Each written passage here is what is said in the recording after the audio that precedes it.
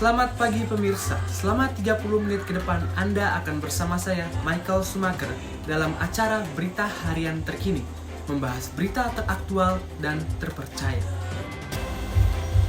Gubernur DKI Jakarta Anies Baswedan mengusulkan kepada Koordinator PPKM Jawa Bali, Luhut Binsar Panjaitan, untuk menghentikan pembelajaran tatap muka kapasitas 100% selama sebulan ke depan.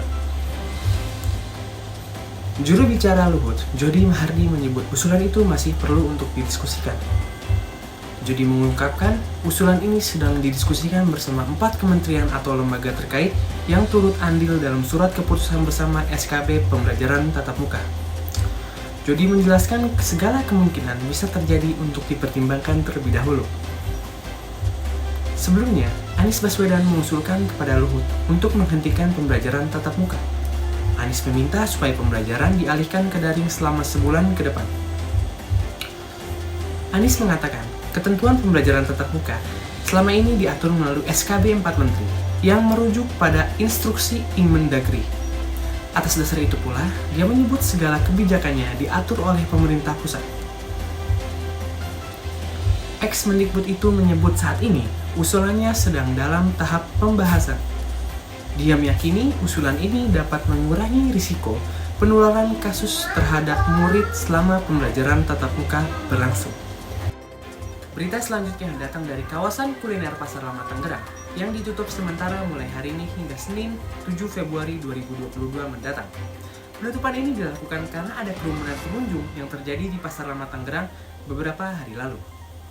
Pantauan terkini di lokasi Rabu 2 Februari 2022 pukul 9.30 waktu Indonesia Barat, tampak beberapa ruko di Pasar Lama Tangerang masih tetap dibuka. Di sepanjang jalan Kisah Maung, terparkir kendaraan dari roda 2 hingga roda 4. Beberapa pedagang kaki lima tampak masih berjualan pagi ini. Pengunjung masih berdatangan untuk menyantap jajanan. Menurut penuturan salah seorang PKL, Sandi, 38 tahun, meskipun pasar resmi ditutup mulai hari ini, para pedagang masih diperbolehkan untuk berjualan saat pagi hari.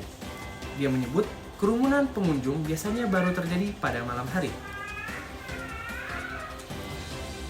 Menurut Sandi, para pedagang hanya diberi waktu berjualan di Pasar Lama Tangerang hingga sore hari. Setelah itu, mereka harus segera bebenah untuk penutupan. Sementara itu, pedagang lainnya, Arso 44 tahun, menjelaskan petugas Satpol PP dan sudah menyosialisasikan penutupan Pasar Lama Tangerang. Arso mengungkapkan, para pedagang harus patuh supaya tidak timbul masalah. Sebelumnya, Direktur PT Tangerang Nusantara Global, TNG, selaku pengelola Pasar Lama Tangerang, Edi Chandra, mengatakan penutupan ini akan dimanfaatkan untuk penataan kembali pedagang dari Pasar Lama. Dia menegaskan pula penutupan ini dilakukan untuk menata agar tidak terjadi kerumunan pengunjung seperti yang terjadi pada Sabtu malam ini. Namun, Edi tidak dapat menjelaskan secara rinci penataan yang akan dilakukannya seperti apa. Informasi tadi menutup jumpa kita pada hari ini. Saya Michael Sumaker, pamit undur diri dan sampai jumpa.